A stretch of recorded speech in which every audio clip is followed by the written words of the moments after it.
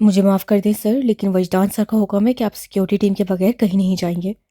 साइम ने हसान से तकरीबन 20 बार माफ़ी मांगते हुए कहा, क्योंकि उसे पता था कि अगर उसका दिमाग घुमा तो पहली गोली उसी की खोपड़ी में मारेगा। वो अकेला सफ़र करना चाह रहा था, लेकिन साइम की मुसलसल इल्तिजा करने पर वो लंबा सांस खींच कर रह गया, क्योंकि वो जानता था इसमें उस बेचारे का भी कोई कसूर नहीं। उसके पापा का हुक्म है, अगर नहीं माना तो शदीद किस्म की सज़ा मिल सकती है। और उसका इस पल हरगिज़ मूड नहीं था वजदान साहब से बहस करके ये ऑर्डर सटवाने का, क्योंकि वो जानता था इसमें बहुत वक्त लग जाना है। इसलिए एक सर ने कहा साइन पर डालकर वो गाड़ी में बैठ गया। 20 मिनट के बाद वो उस मॉल में पहुंच चुका था जहां वो हीर और अपने बाकी सब कज़न से मिलने वाला था। तभी उसकी निगाह पार्किंग एरिया में रुकी शहजाम लोगों की गाड़ी पर पड़ी। वो अपनी आंखों पर ग्लासेस लगाकर गाड़ी से बाहर निकला। वो डार्क ब्लू शर्ट के साथ जीन्स पहने काफ़ी हैंडसम लग रहा था। जहाँ से गुजरता लोग एक बार पलट कर उसकी जानिब ज़रूर देखते, मगर वो सबसे लापरवाह बना सीधा मॉल से बाहर कैफेटेरिया की जानिब चला गया जहाँ वो सब लोग मिलने वाले थे। अंदर दाखिल होकर उसकी निगाह हीर से टकराई, जो उसकी तरफ पुश किए इशार से गहरी गुफ्तगू में मसरूफ थी। उसे देखकर उसके लब खुद बहुत मुस्कुराने लगे। उससे करीब जाकर अपना बाजू उसकी कमर की गिर्द रखा, जिस पर वो उछली, मगर जैसे ही नज़र हसाम से टकराई तो ब्रश करते हुए उसके बाजू पर पंच मार गई और वो हंसता हुआ उसके बालों पर अपने लब रख गया। हसाम क्या कर रहे हैं? सब है यहाँ। वो हया से पलकें झुकाती लड़खड़ाती आवाज़ से बोली। क्या कर रहा हूँ? बस बता रहा हूँ तुम्हें कितना मिस किया मैंने। कित, कितने मुश्किल गुजरे हैं तुम्हारे बिना ये दिन। वो उसके गाल से हिलाते हुए बोला। हाँ, इतने तुम मजनू। अभी कल ही तो तुम दोनों अलग हुए थे। ईशाल जो पास खड़ी थी उसका कान खींचती हुई शरारत से बोली। हाय मोहब्बत का दुश्मन ये समाज। वो हीर को अपने सीने के करीब करके ईशाल को घूरता हुआ बोला, जिस पर हीर खिलखिला कर हंसी, जबकि ईशाल आंखें घुमा कर रह गई। मेरे प्यारे कज़न, अभी सिर्फ आपकी मंगनी हुई है, इससे मेरी दोस्त से इतना चिपक कर खड़े होने की कोई ज़रूरत नहीं। वो हीर को अपनी जाने खींचते हुए बोली। मनकोहा है मेरी, अगर तुम्हें पता हो तो फिर है ना। वो सेला बड़बड़ाया और हीर को यही नजरों से देखने लगा, जिस पर उसका चेहरा मज़ीद लाल गुलाबी होने लगा। क्या कहा तुमने? उससे आईब्रो उचकाया। तुम ये सब छोड़ो, बताओ अंकल कैसे हैं और अब तुम कैसी हो, सब ठीक है?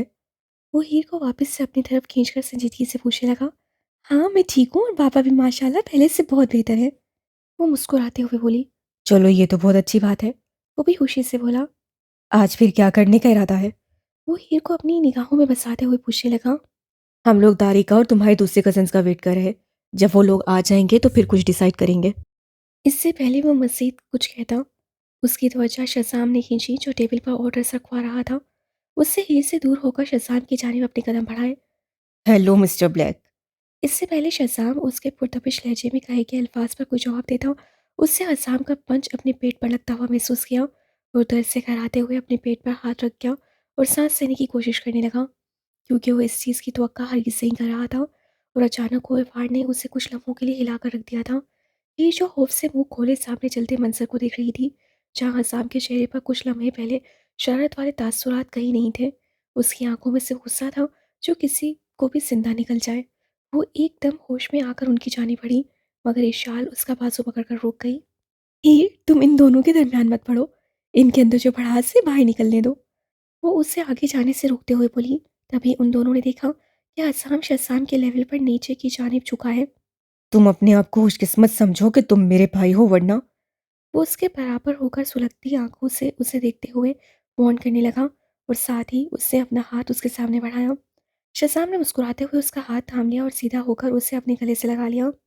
मेरा नहीं ख्याल मैं कभी इस सरफिरी फैमिली को समझ पाऊंगी। हीर उन दोनों को देखते हुए बड़बड़ाई, जिस पर इशाल का कहकर कैफे में गूंजा। मैं इन सबको छोटे होते से देखा है, लेकिन कसम से मुझे भी समझ नहीं आता इनके दिमाग कैसे वर्क करते हैं। वो हंसी को कंट्रोल करके बोलने लगी। लेकिन इन बॉयज़ में एक बात है हीर, ये एक दूसरे के साथ बहुत मुखलिस है। अगर कभी उन्हें एक दूसरे के लिए जान भी देनी पड़े ना, तो ये एक पल के लिए भी नहीं हिचकिचाएंगे। They resolve their problems in unique ways, sometimes painful ways, but at the end of the day, they have each other's back. तुम लोग क्या बातें कर रही हो? हसाम ने उनके पास आकर पूछा। तुम्हारे बारे में कि तुम में जरा बराबर तमीज से ही ऐसे कौन मारता है, वो भी अपने कजन को, और वो भी पब्लिक प्लेस पर। ईशान ने तंसिया लहजे में कहा। शहजाम कैसा है? हीर ने फिक्रमंदी से पूछा। जाहिर सी बात है, जिंदा और सही सलामत है, और मैंने इतनी भी जोर से उसे अब पंच नहीं मारा। ऐसे मजाक मत उड़ाओ, मैंने देखा कैसे तुमने उसे पंच मारा। मुझे यकीन है उसकी रिब्स जख्मी हो गई होंगी। डोंट अंडर एस्टिमेट मी, वैम बोला। मुझे पता है कब, कहाँ और कैसे किसी को ज्यादा नुकसान पहुंचाए बगैर पंच मारना है। तुम्हारी ईगो की कोई हद नहीं मिस्टर हसाम वजदान। वो आंखें घुमाकर बोली और फिर शहजाम की जानी बढ़ गई, जहाँ दारिका भी बाकी सब कजन्स के साथ आ गई हुई थी और इस वक्त इशाल से मिल रही थी। इतनी भी क्या जल्दी है, याद है ना बदले में कुछ मांगा था मैंने। वो उसका हाथ पकड़कर रोकता हुआ बोला, हाँ बाबा अच्छे से याद है। प्लीज अब सबकी पास चले। अभी वो मिल रहे, मिलते ही उनका ध्यान हम दोनों पर हो जाएगा। हम किधर रह गए, इससे चलें प्लीज। वो उसकी गोल्डन ब्लूइश आंखों में देखते हुए बोली, जबकि शरारत से नाम ऐसा हिलाने लगा। असाम प्लीज प्लीज, देखो जो बोलोगे करूंगी, अभी चलते हैं। वैसे भी शज़ाम भाई को देखना है। वो मासूमियत से कहने लगी क्योंकि उसे पता था जिद करने से वो और ज्यादा नहीं जाने देगा। पक्का प्रॉमिस, जो बोलूंगा वो करोगी। वो शोक लहजे में बोला, तभी बनान की आवाज़ उन दोनों के समातों से टकराई जो हसाम को उसके नाम से पुकार रहा था। हाँ हाँ पक्का वादा।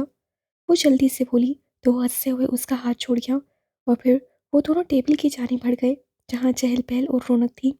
वैसे अजीब बात है, अपनी ही बीवी से चोरों की तरह मिलना पड़ रहा है कि कोई देख ना ले। हद हो गई।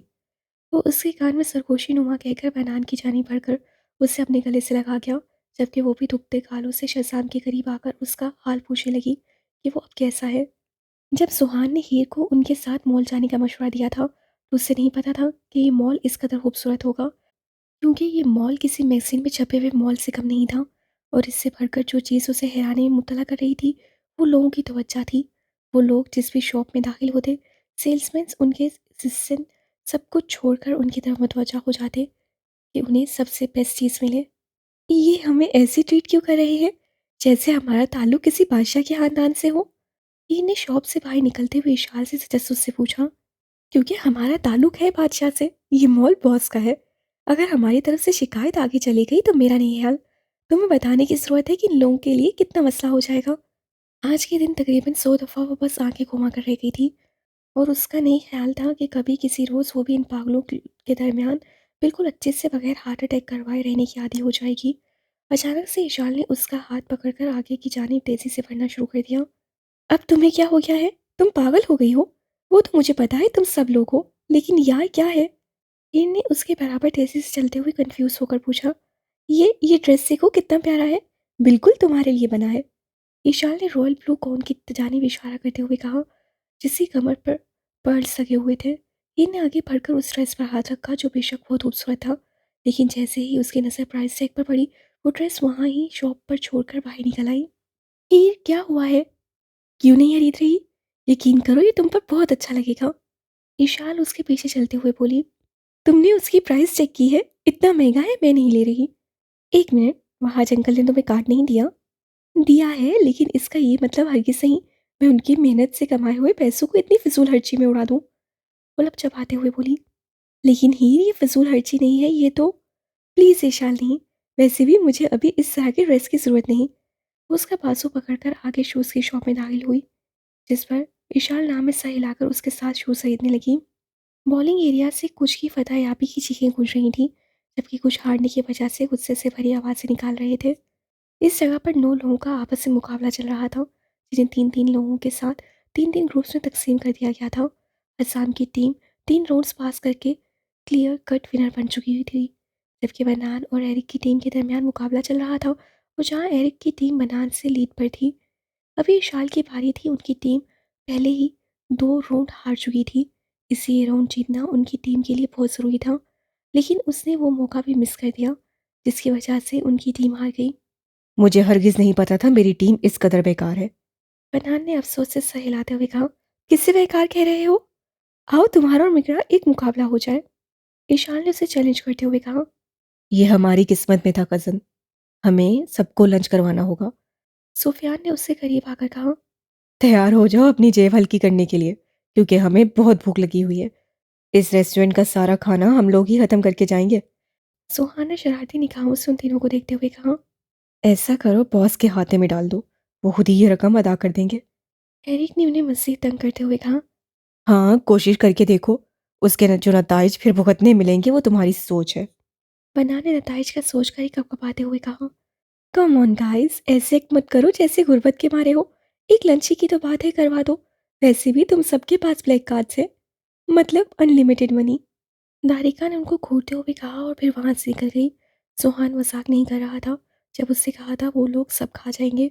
हीर ने इतना बड़ा टेबल और वो भी इतनी ज़्यादा किस्म की डिशेज से सजा पहले कभी नहीं देखा था। सबने खामोशी से मिलकर खाना खाया और आखिर में सचमुच उसमें से कुछ भी नहीं बचा हुआ था। मतलब सच में यहाँ लड़के बहुत ज़्यादा खाते हैं। जब सामने वाले की बजाने पे आए तो वो लोग उसमें कोई कसर नहीं छोड़ते। हीर को इशाल, बनान और सुफियान के लिए बुरा लग रहा था, लेकिन ये जानते हुए कि उनके पास पैसों की कोई कमी नहीं, तो उसके दिल को सुकून भी था। कितना भी कुछ पूरा नहीं हो रहा। लंच के बाद वो सब लोग टॉप फ्लोर पर चले गए, जहाँ सिनेमा था, ताकि कोई मूवी देख सके। उन्होंने मिलकर हॉरर फिल्म देखने का प्लान बनाया और जाकर अपनी सीट पर बैठ गए। असाम मूवी देखने में मसरूफ था जब उससे अपने कंधे पर हीर का सर महसूस किया। उसे स्क्रीन से नजर हटाकर उसकी तरफ देखा, जो आंखें बंद किए हुई थी। उसकी मासूमियत पर हसाम के लब मुस्कुराने लगे। मुझे यकीन नहीं आता तुम हम सबके दरमियान कैसे आ गई हो। बिल्कुल परी जैसी हो, जिसकी हिफाजत मैं हमेशा करूंगा। चाहे कुछ भी हो जाए, मैं हमेशा तुम्हारे पास रहूंगा। अगर तुम कभी बोलोगी भी ना कि मत रहो मेरे आसपास, तब भी तुम हमेशा मुझे खुद के आसपास पाओगी। ये वादा है हसाम वजदान का। वो उसके चेहरे की तरफ देखता हुआ दिल ही दिल में बोला, आज कोई बहुत खूबसूरत लग रहा है। ये जब रेडी होकर नाश्ते के लिए बैठी तो सोहान ने उसे छेड़ते हुए कहा, जबकि वो नाम में सह हिलाकर जूस पीने लगी। जाहिर सी बात है, आज तो लगेगी ही ना। हसाम जो अपनी ट्रिप से मॉर्निंग फ्लाइट से वापस आ रहा है और आते ही मैडम को लंच पर ले जा रहा है। शहजाम ने भी सोहान का साथ देते हुए उसे मजीद तंग किया। शहजाम, आज तुम हीर के ड्राइवर की ड्यूटी निभाओगे। इससे पहले वो एहतजाज में उन दोनों को कुछ कह पाती, वहाज साहब की आवाज़ टेबल पर गूंजी, क्योंकि हसाम ने उनसे ही हीर को लंच पर ले जाने की परमिशन ली थी। क्या? क्यों? कार्ल किधर है? वो लेकर जाएगा ना? वो खाना छोड़कर उनकी जानिब देखता हुआ बोला। नहीं, वो आज यहाँ नहीं है। ये मेरा ऑर्डर है और बेहतर है इस पर सवाल मत उठाओ। वो दो टोक लहजे में बोले। लेकिन मैं आज नैनी से मिलने जा रहा हूँ। मैंने उनसे वादा किया था, मैं अपना सारा दिन उनके साथ गुजारूंगा। शहजाम ने उनका माइंड तब्दील करने की एक आखिरी छोटी सी कोशिश की। तो ठीक है, तुम फिर अभी हीर को अपने साथ वहां ले जाओ और जितना दिल करे उतना वक्त गुजारो। बाद में जब लंच का टाइम हो तो उसे हसाम के बताए हुए एड्रेस पर ले जाना। वो आदमी लहजे में कहकर टेबल से उठ गए, जबकि वो कुर्सी से पुश लगाकर लंबा सांस खींच कर रह गया।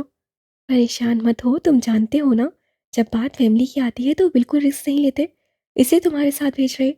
तुम हीर को नैनी से मिलवा देना, वो यकीनन इसे देखकर खुश हो जाएंगी। मामा, मैं हीर को साथ ले जाने से परेशान नहीं हूँ, बस वो वहाँ बोर हो जाएगी और जल्दी निकलने के चक्कर में मैं अपना वादा भी नहीं निभा पाऊंगा। फिक्रमंदी से बोला।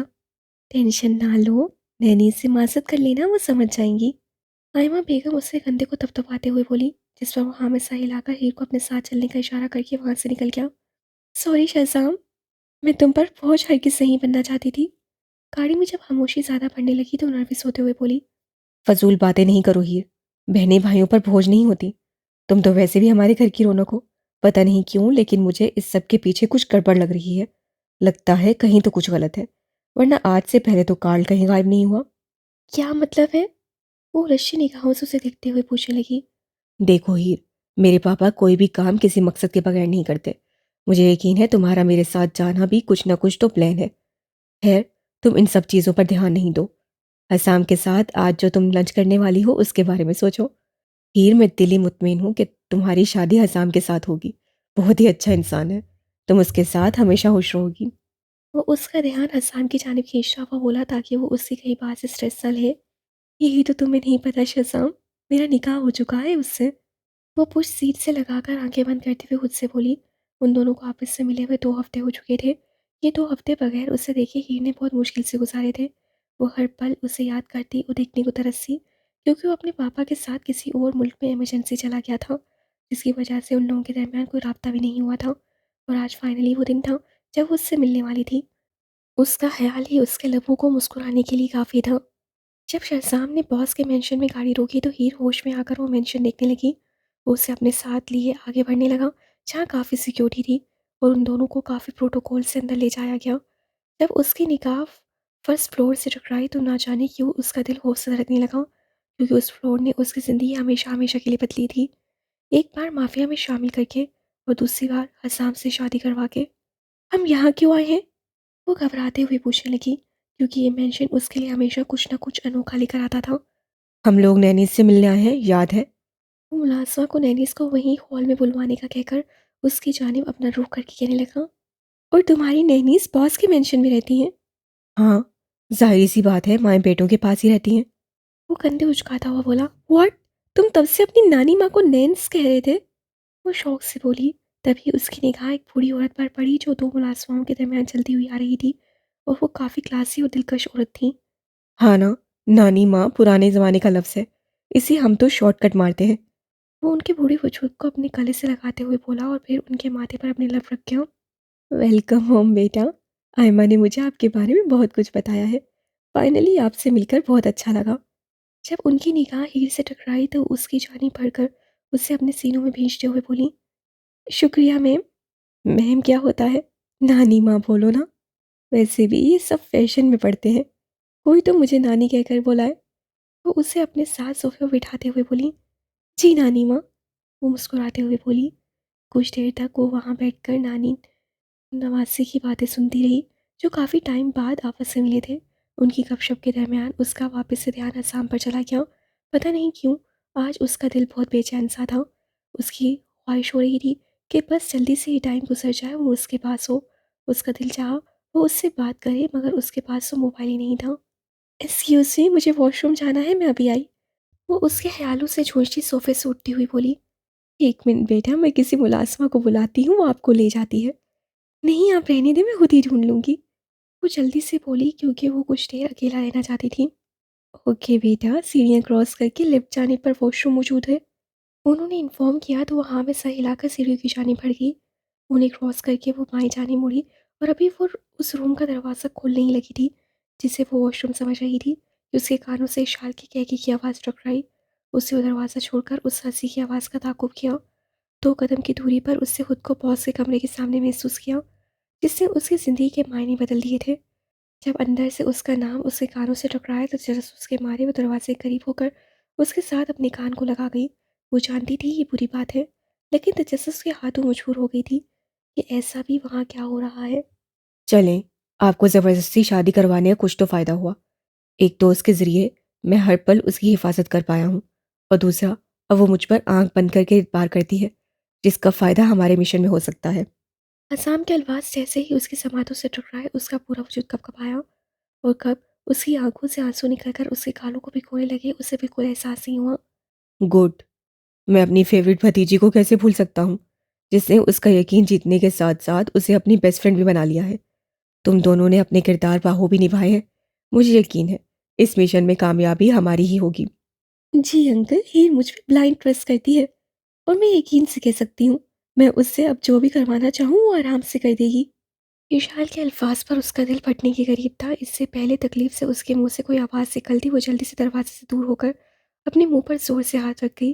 वो दोस्त उसे धोखा दे रही थी, जिसे उसने मुश्किल वक्त में खुद की ढाल समझा था। वो रोते हुए नाव में साहिल आकर वहाँ से भागती हुई सीढ़ियाँ उतरने लगी। लास्ट सीढ़ी पर आकर उससे अपने आंसू बड़ी मुश्किल से साफ किए, जो रुक ही नहीं रहे थे। उसकी ऐसी हालत देखकर शहजाम पहले तो बुखलाया, मगर जब हीर ने कहा कि सर में अचानक से काफ़ी दर्द हो रहा है, इससे घर जाकर आराम करना चाहती है, तो नैन से मिलकर जल्दी से उसे घर ले गया। वो जो सारे रात से अपने आंसू पर बंद बांध रही थी, अपने कमरे में दाखिल होते ही उसका सबर जवाब दे गया। क्यों? मेरे साथ ही क्यों? 2 लोग जिन्हें मैंने इतना चाहा वो ये कर सकते हैं? मतलब मैं सिर्फ मिशन के लिए एक खिलौना हूँ। उन दोनों को मिशन का पता है था। ये सब मिशन के लिए था। वो दरवाज़ा बंद करके उसके साथ ही बैठते हुए अपना मुंह हाथों में छुपाकर शिद्दत से रोते हुए बोली, मतलब वो बातें, वो वादे, हग्स, किसेस, मुस्कुराहटें, सब झूठ था, ढोंग था। दिल में उठता दर्द जब हद से गुजरने लगा तो वो दीवाना वार अपने बालों को नोचते हुए बोली, शादी ज़बरदस्ती, लेकिन वो ज़बरदस्ती थोड़ी थी। मतलब वो भी उस सब का हिस्सा थी, और इशान को उसका पता था, फिर भी अनजान बनने का ड्रामा। ओह गॉड, मैं कितनी बेवकूफ़ हूँ। या अल्लाह, मैं क्या करूँ, किधर जाऊँ? मेरी तो एक हिसाब की ज़िंदगी ही छूट गई है। वो बेबसी से रोती हुई लरस आवाज़ से बोली, नहीं, मैं क्यों रो रही हूँ? मुझे नहीं रोना। मेरे अपने मुझे छोड़ गए थे। ये बेगानी दुनिया मेरी क्या होगी? वो अपने आँसू साफ करने की कोशिश करते हुए बोली, लेकिन आँसू रुक ही नहीं रहे थे। रुक जाओ ना। क्यों बह रहे हो? किस लिए बह रहे हो? मर गया है क्या? वो ज़मीन से उठकर वहशत से अपने हाथों को अपने चेहरे पर रगड़ने लगी। हीर, तुम मजबूत हो, बहादुर हो। इतनी आसानी से तुम नहीं टूट सकती। वो कमरे के साथ अटैच वॉशरूम में जाकर बेसिन की नल खोलकर अपने मुंह पर चपेटे मारने लगी। लेकिन दिल की अज़ियत किसी तरह कम नहीं हो रही थी, बल्कि हर गुजरते पल के साथ उसमें इजाफा हो रहा था। जब दर्द से उठती टीसें किसी तरह कम नहीं हुई तो वो शावर चलाकर कपड़ों समेत उसके नीचे खड़ी हो गई और पल में पानी ने उसके सारे वजूद को भिगो दिया था। मामा, मैं क्या करूं? ये दर्द क्यों नहीं खत्म हो रहा? मुझे कुछ मशवरा दो ना। लोगों की माएँ अपनी बेटियों को इतना कुछ बताती हैं, उन्हें समझाती हैं। आप भी समझाओ। आकर मेरे सर पर हाथ रखो और बोलो सब ठीक हो जाएगा।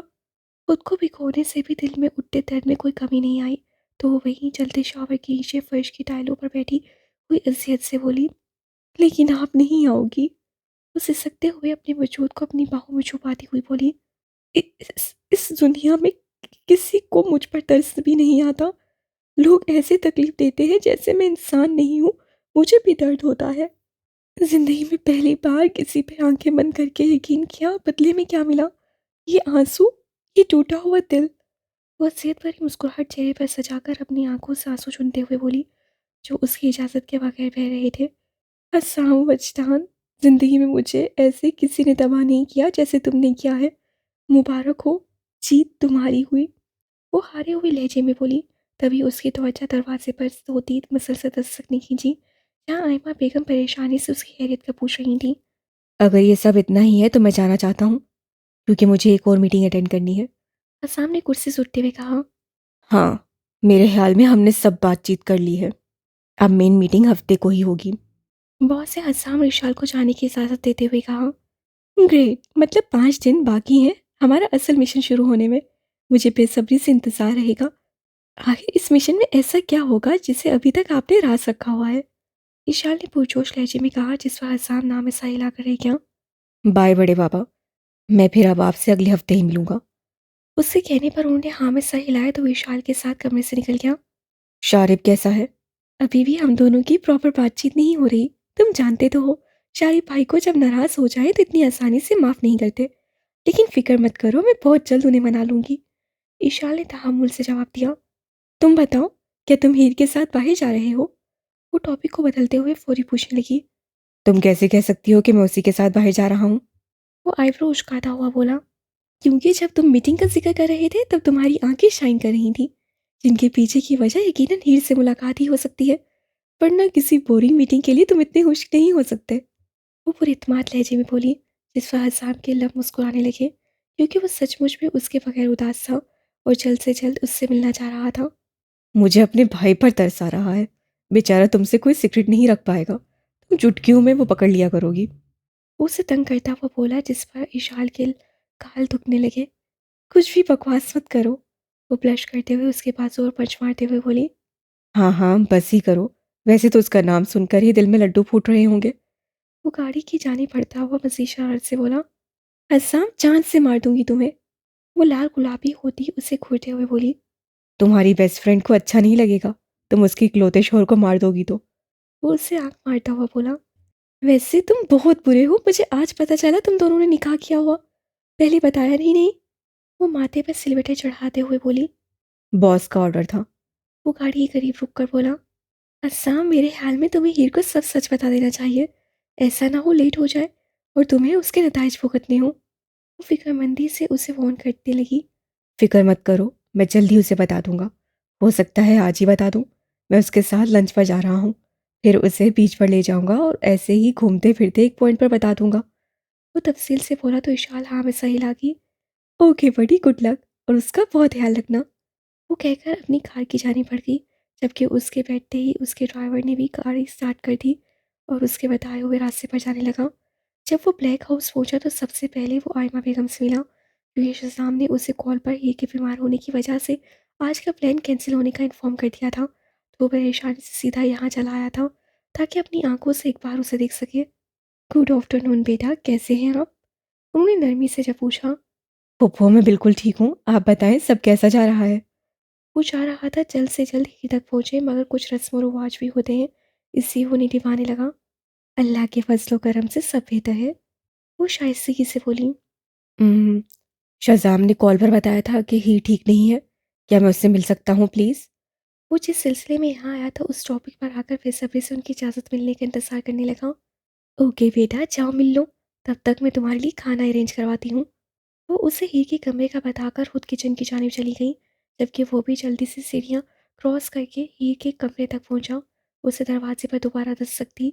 जब अंदर से दाखिल होने की इजाज़त मिली तो वो दरवाज़ा खोलकर अंदर दाखिल हो गया, मगर जैसे ही उसकी निगाह सामने बैठे वजूद से टकराई, एक पल के लिए उसका वजूद साकित हुआ। वो हैरत से उसे देखने लगा, जो अपने आप को खुद के ही गले लगाए इस दुनिया से बहुत रूठी रूठी और बेगानी सी लग रही थी। वो बगैर एक पल की ताकीद किए अगले ही पल उसके सामने बैठ गया था। उसका शिद्दत से दिल चाहा वो उसे अपने सीने में छुपा ले, मगर वो अपनी ख्वाहिश को दबाता उसके चेहरे को देखने लगा, जो उसकी मौजूदगी से लापरवाह बनी ना जाने की ख्यालों में खोई हुई थी। हीर, क्या हुआ है? ज़्यादा तबीयत खराब है? फिक्रमंदी से बोलते हुए उसके माथे पर हाथ रखने लगा, ताकि उसका टेम्परेचर चेक कर सके। लेकिन इससे पहले उसका हाथ उसकी पेशानी को छूता, वो उसका हाथ उससे दूर झटक गई। वो इस चीज़ की उम्मीद हरगिज़ नहीं कर रहा था, इसी नासमझी से उसकी जानिब देखने लगा। उसकी समझ ने उसे काफ़ी तकलीफ दी थी, मगर वो खुद को कंपोज कर गया। हीर, क्या हुआ है? कुछ तो बताओ, मुझसे बात करो। ऐसी क्या चीज़ है जो तुम्हें परेशान कर रही है?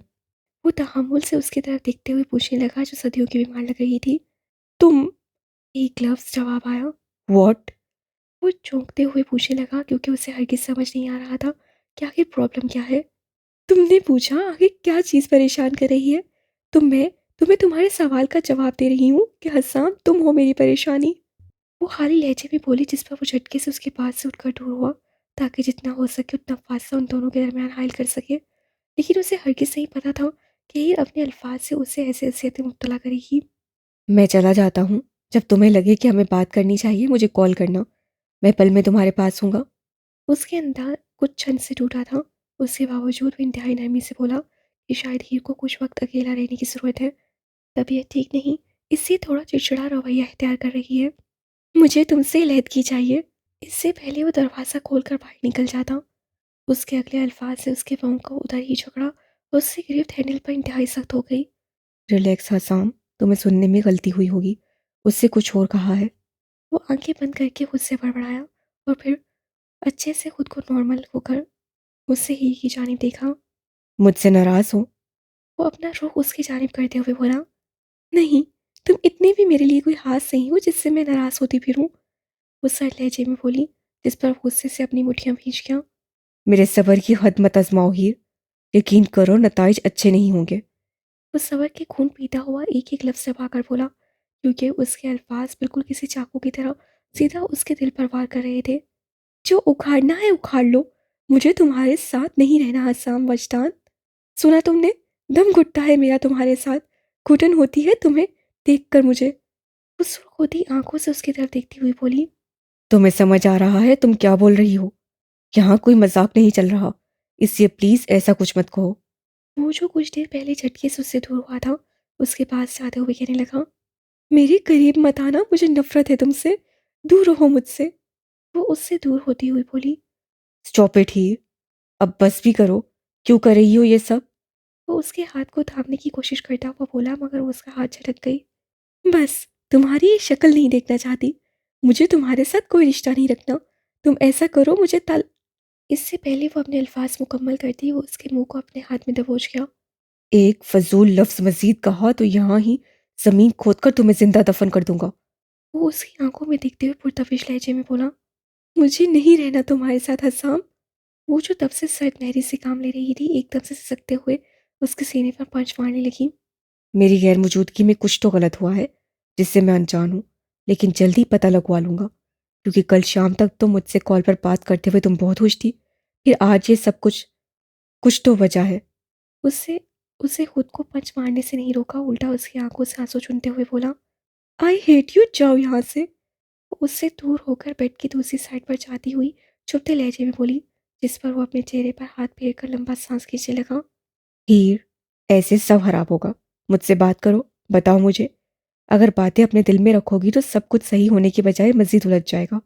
वो उसे बाजू से पकड़कर अपने सामने लाते हुए बोला, अपने हाथ मेरे वजूद से हटाओ हसाम। तुम्हें मुझे छूने का कोई हक ना। इससे पहले वो अपने अल्फाज मुकम्मल करती, वो उसके लबों पर झुककर शिद्दत भरी गुस्साही करने लगा, जबकि वो नम आंखों से उसके सीने पर हाथ रखकर उसे खुद से दूर धकेलने लगी। मगर वो अपनी जगह से टस से मस नहीं हुआ। तो वो उसके सीने पर मुक्के बरसाकर उसे रुकने का इशारा करने लगी, लेकिन उस पर कुछ असर नहीं हुआ। तो कुछ लम्हों बाद हीर को लगा अगर वो भी उससे दूर नहीं हुआ तो वो यकीनन सांस की किल्लत से ही दम तोड़ देगी। मज़ीद कुछ सेकंड से बाद वो उससे दूर हुआ तो वो उसकी शर्ट को छोड़कर अपने सीने पर हाथ रखकर लंबे लंबे सांस लेने लगी। आइंदा ये बताने से पहले कि मुझे तुम्हें छूने का कोई हक नहीं, ये पल हमेशा अपने दिमाग में रखना, वरना मैं बहुत अच्छे से याद दिलाऊंगा कि कौन कौन से हकूक है मेरे तुम पर। वो उसके लब को अपने अंगूठे से मसलते हुए बोला, जहाँ कट लगने की वजह से थोड़ा सा ऊन लगा हुआ था। शर्म तो नहीं आती तुम्हें, स्टूपिड इंसान, इडियट ना हो तो। वो शर्म और गुस्से से लाल पीली होती हुई बोली और फिर उसे खुद से दूर धकेल कर बेड से उठ गई। जो मेरा है उस पर अपनी हल्की सी मोहर लगाई है, इसमें शर्म वाली क्या बात है। वो कंधे उचकाता हुआ कहकर बेड से उठ गया और अपनी पॉकेट्स में हाथ डालकर उसे देखने लगा, जो उससे कुछ फासले पर खड़ी सुलगती निगाहों से उसे देख रही थी। मैं तुम्हारी नहीं हूँ, ना ही मैं कभी थी। मुझसे दूर रहो हसाम, मुझे तुम्हारे साथ नहीं रहना। तुम्हें इतनी सी बात समझ नहीं आ रही। वो दांत पीसते हुए बोली, जिस पर वो आगे बढ़कर गुस्से से उसे दीवार के साथ लगा गया। नहीं आती मुझे समझ। कल तक तुम मेरे लिए पागल थी, आज अचानक से क्या बदल गया। मुझे तुम्हारा ये बचकाना रवैया नहीं समझ आ रहा। समझाओ मुझे अच्छे से, मैं समझ जाऊंगा। वो जो आग बगोला होते हुए कह रहा था, आखिरी वाली लाइन इंतहाई आहिस्तगी से उसकी पेशानी से अपनी पेशानी को लगाते हुए बोला, मुझसे दूर रहो हसाम। कितनी बार बताऊं, तुम्हारी कुर्बत से मुझे घुटन होती है। इतनी छोटी सी बात और कैसे समझाऊं तुम्हें। वो उसके सीने पर अपने दोनों हाथ रखकर उसे खुद से दूर करते हुए बोली, जिस पर वो सुर्ख होती आंखों से उसकी आंखों में देखने लगा और फिर उसकी तरफ कदम बढ़ाने लगा, जबकि वो खौफ से खुद में सिमटने लगी, क्योंकि इस पर हसाम की आंखों में गुस्सा नहीं बल्कि आग सी थी, जो सब कुछ तबाह करने की सलाहियत रखती थी। जो मेरा है वो सिर्फ मेरा है, बेशक फिर उसमें सामने वाले की रजामंदी हो या ना हो। वो एक एक लफ्ज चबा कर कहता, जोर से दीवार पर पंच मार गया। उसका हाथ सीधा पेंटिंग पर गया, इसकी वजह से उस पे लगा ग्लास टूटकर ज़मीन पर गिरा। ये जो इस अचानक इफ्तार के लिए तैयार नहीं थी, उसका वजूद थमा। और हाँ, तुमने आज इतनी बार मुझे खुद से दूर धकेला है, उसकी गिनती अपने दिमाग में लाजमी याद रखना, फ्यूचर में काम आएगी। वो सरगोशी नुमा कहकर उससे दूर होकर दरवाजे की जाने बढ़ गया। जब तक वो उसके शहर से बाहर निकलकर होश में आई, वो उसके कमरे से बाहर जा चुका हुआ था। जैसे ही उसकी नज़र फर्श पर गिरी, खून की बूंदों से टकराई, तो उसका दिल खौफ से तेजी से धड़कने लगा और वो उसके पीछे अपने कमरे से बाहर निकली, मगर उसका कहीं दूर दूर तक नामो निशान नजर नहीं आ रहा था। असम, मैं क्या करूं, मुझे कुछ समझ नहीं आ रहा। मैं मैं पागल हो जाना है। ये शादी तुम्हारे लिए ज़बरदस्ती की है, तुमने सिर्फ मिशन के लिए मेरा इत्बार जीता। अब ये कैसा पागलपन था, जैसे तुम मेरे बगैर रह नहीं सकते। जब मैं अपनी मंजिल सोच चुकी हूँ तो मुझे क्यों कंफ्यूज कर रहे हो, क्या चाहते हो मुझसे। वो अपने रूम का दरवाज़ा लॉक करके बेड पर गिरते रोते हुए कहने लगी, तुम कुछ भी कर लो, मैं तुम्हें अपने दिल के साथ खेलने की इजाज़त नहीं दूंगी। याद है, एक बार तुमने कहा था, मैं इसे रखे रखना तो दूर की बात, छूना भी पसंद न करूं। जाहिर सी बात है, बीवी कैसे कबूल कर लोगे। ये जो कुछ तुमने अभी किया है ये यकीनन तुम्हारी कोई माइंड गेम होगी, ताकि मैं मिशन छोड़कर न चली जाऊं। माशाल्लाह, तुम्हारी एक्टिंग बहुत अच्छी है, बहुत पक्के खिलाड़ी हो। किसी को भी तुम बेवकूफ़ बना सकते हो, लेकिन मैं मज़ीद नहीं बनूंगी। वो गुस्से से बेड पर पड़े कुशन्स ज़मीन पर उछालते हुए गिरने लगी, जबकि उसकी आंखों से आंसू बहकर उसके गाल चूमने लगे। या अल्लाह, इस बार दर्द खत्म क्यों नहीं हो रहा। पहले भी मैं ऐसे धोखों से गुजरी हूँ, लेकिन इतनी अजियत कभी नहीं हुई जितनी अब की बार हो रही है। ऐसा लगता है जैसे हर पल जलते अंगारों से गुजर रही हूँ। ये सीने से उठता दर्द कम क्यों नहीं होता। वो रोते हुए अपने दिल को बेदर्दी से रगड़ती हुई बोली, क्योंकि तुम्हें उससे मोहब्बत हो गई है और उससे अलहदा होने का ख्याल ही तुम्हें धीरे धीरे नोच रहा है। उसका दिल बड़बड़ाया, जिस पर वो मज़ीद शिद्दत से रोने लगी। नहीं, मुझे मोहब्बत उससे मोहब्बत नहीं है, सिर्फ अट्रैक्शन है। वो भी अल्लाह ने उसे इतना हुस्न दिया है, सिर्फ उसी वजह से। उससे खुद की कैफियत को जुटलाना चाहा, मगर डीप डाउन वो भी जानती थी कि वो मोहब्बत तो दूर की बात, आहिस्ता आहिस्ता उसके इश्क में गिरफ्तार हो रही है।